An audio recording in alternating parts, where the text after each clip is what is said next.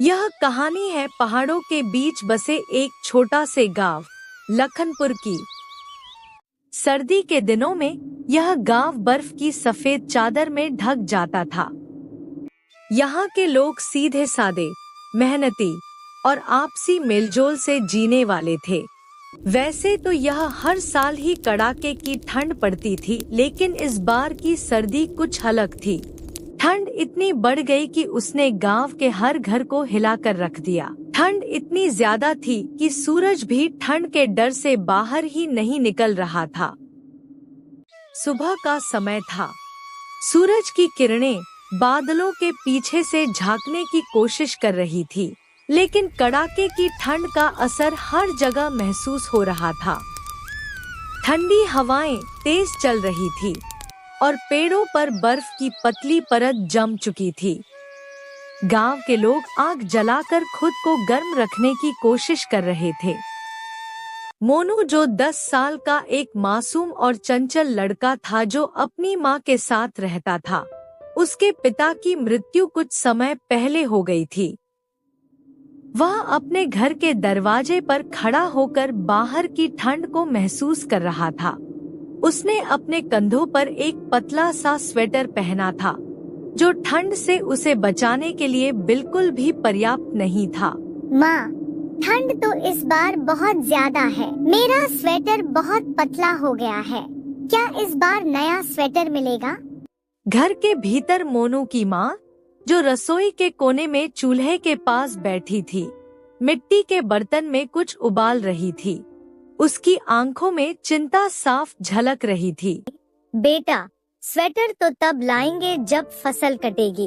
अभी तो यही रजाई और ये आग ही हमारा सहारा है। तू यहाँ आकर आग के पास बैठ जा, बाहर मत जा, ठंड लग जाएगी। मोनू माँ की बात मानकर चूल्हे के पास आकर बैठ जाता है। उसने अपनी छोटी सी रजाई में खुद को लपेट लिया और आग की हल्की गर्मी से राहत पाने की कोशिश करने लगा, लेकिन उसकी आंखें बार बार दरवाजे के बाहर झांक रही थी, जैसे कुछ खोज रही हों। गांव की गलियों में सन्नाटा पसरा हुआ था। केवल कुछ ही लोग, जो लकड़ियां इकट्ठा करने जंगल की तरफ जा रहे थे, दिखाई दे रहे थे। ठंड इतनी तेज थी कि लोगों की सांसें सफेद भाप में बदल रही थी। छोटे छोटे बच्चे, जो अक्सर गांव के मैदान में खेला करते थे, अब अपने अपने घरों के कोनों में दुबके बैठे थे। चौपाल के पास गांव के बूढ़े लोग आग जलाकर एक साथ बैठे थे। उनके हाथ कांप रहे थे और वे बार बार ठंड से बचने के लिए अपनी पुरानी शॉल में खुद को लपेट रहे थे। हर कोई इस बार की ठंड के बारे में ही बात कर रहा था। ऐसी ठंड तो मैंने पिछले 30 सालों में नहीं देखी। लगता है इस बार भगवान ने हमारी परीक्षा लेने का मन बना लिया है। ठंड ही नहीं चाचा, अंतो लकड़ियां भी कम पड़ रही हैं। हर किसी के घर में बस कुछ ही दिन का इंतजाम बचा है। इस बीच गांव के किनारे बूढ़ी काकी का घर ठंड और अकेलेपन से जूझ रहा था। काकी के पास आग जलाने के लिए न लकड़ियां थी और न ही ठंड से बचने के लिए पर्याप्त कपड़े।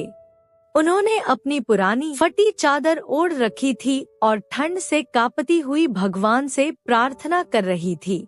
हे भगवान, ये ठंड कब जाएगी? इस बूढ़े शरीर से अब और सहा नहीं जाता। न बेटा बचा, न बहू, बस ये छोटी सी झोपड़ी और मेरी तकदीर। ये ठंड तो हर साल आती है, पर अब की बार सच में कुछ अलग है। हवा में भी जैसे बर्फ घुली हो। हाँ भाई चंदन, इस बार ठंड ने तो सबको हिलाकर रख दिया है और इस बार लकड़ी भी कम पड़ रही है। अरे भाई, हमारे पास तो जैसे तैसे काम चल जाएगा, पर बूढ़ी काकी का क्या होगा? उनके पास तो न लकड़ी है और न ही कोई कमाने वाला। सच कहा, इस बार काकी को हमारी मदद की जरूरत पड़ेगी। चलो शाम को मिलकर उनके लिए कुछ इंतजाम करते हैं। शाम होते ही गांव के लोग बूढ़ी काकी के घर जाते हैं। दरवाजे पर दस्तक होती है। चाची, हम अंदर आएं? आओ बेटा, आओ। ठंड में बाहर मत खड़े रहो। चाची, हमने सुना है कि आपकी लकड़ियाँ खत्म हो गई हैं। हम आपके लिए कुछ लकड़ियाँ और खाने का सामान लाए हैं। तुम दोनों ने तो मेरे बुढ़ापे को सहारा दे दिया। भगवान तुम्हारा भला करे। अरे काकी, ये तो हमारा फर्ज था। हम गांव वाले एक दूसरे की मदद नहीं करेंगे तो फिर कौन हमारी मदद करेगा। अच्छा तो काकी, अब हम चलते हैं। रात का समय था। पूरा गांव बर्फ की सफेद चादर में लिपटा हुआ था। आसमान में तारे झिलमिला रहे थे, लेकिन उनकी रोशनी भी इस कड़कड़ाती ठंड को कम नहीं कर पा रही थी। ठंडी हवाएं इस कदर तेज थी कि घरों की खिड़कियां और दरवाजे बार बार भड़भड़ा उठते।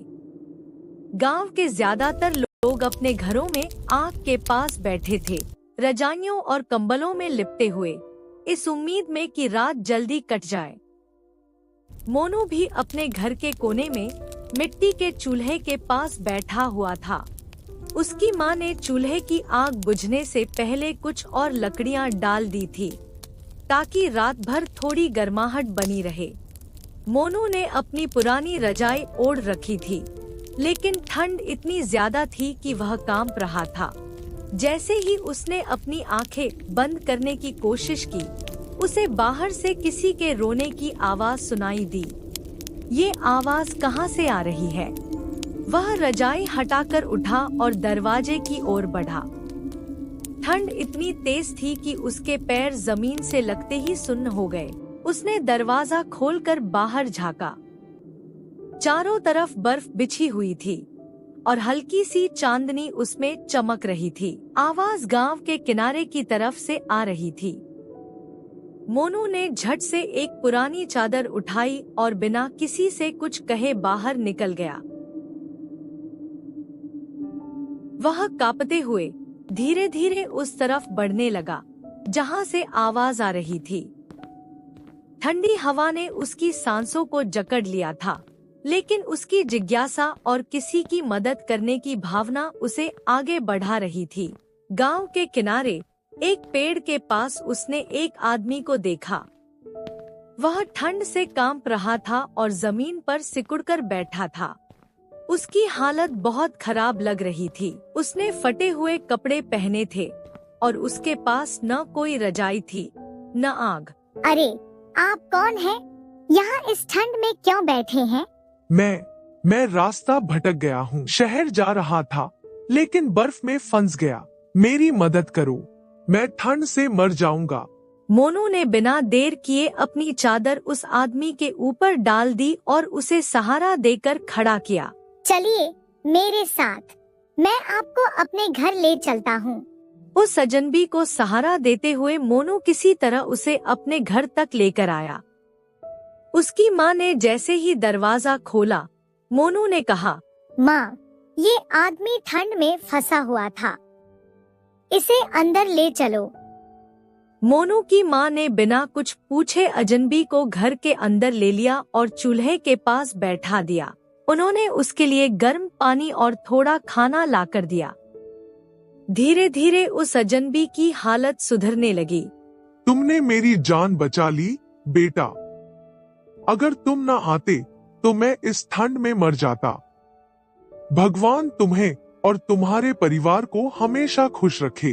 ठंड भले ही कितनी भी ज्यादा हो, लेकिन अगर हम एक दूसरे की मदद करें तो इसे हराया जा सकता है।